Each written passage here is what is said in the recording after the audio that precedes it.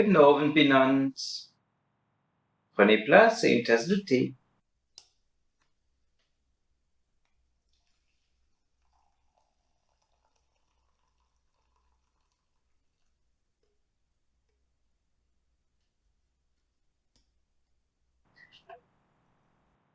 Aujourd'hui, nous accueillons une femme. Elle s'appelle Elisheva, ce qui veut dire Dieu est plénitude. C'est d'ailleurs le nom de son arrière et encore en arrière-grand-mère, qui était la femme d'Aaron et la belle-sœur de Moshe, ce Moshe que nous connaissons mieux sous le nom de Moïse. Elisheva ne parle pas notre langue, c'est pourquoi je vous raconte son histoire. C'est une dame bien âgée que j'ai rencontrée. Ses cheveux sont blancs comme la neige, son dos se voûte un petit peu, mais je sens en elle une force intérieure qui la tient debout. Et son apparence est irréprochable. D'ailleurs, toute sa personnalité est irréprochable.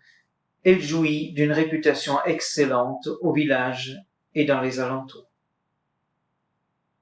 Si jamais quelqu'un arrive à tenir toutes les ordonnances de Dieu, m'a-t-on dit, il y a de fortes chances que ce soit Elisheva et son mari. On comprend d'autant moins que Dieu leur a refusé sa bénédiction. Et oui, c'est comme ça que les gens prennent le fait que ce couple n'a pas eu d'enfant. Mais un beau jour, son mari est rentré sans voix et a fait comprendre à sa femme qu'elle aurait un enfant. Elisheva a mis du temps à l'admettre, mais quand elle a senti quelque chose se passer dans son ventre, elle s'est dit « Dieu est grand ». Oui, Dieu est grand, mais les gens peuvent être petits. Et si Elisheva a eu confiance en Dieu, elle en avait moins en ses voisins et sa famille. Qu'est-ce qu'ils allaient dire? Est-ce qu'elle deviendrait la cible de leur moquerie? Ce serait pénible.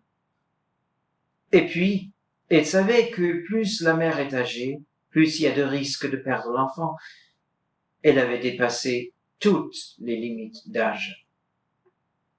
Si maintenant elle n'arrivait pas à mener cette grossesse à terme, alors elle serait encore plus exposée à leurs remarques, à leur fausse compassion.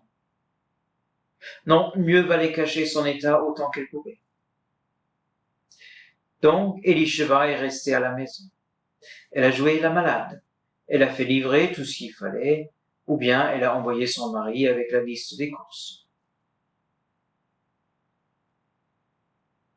Quand elle était à 6 mois de grossesse, une petite nièce est venue la voir.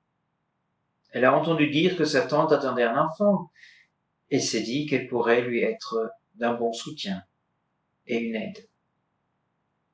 Voyez-vous, elle a fait un long chemin pour aller aider sa tante. C'était vraiment une jeune fille au grand cœur.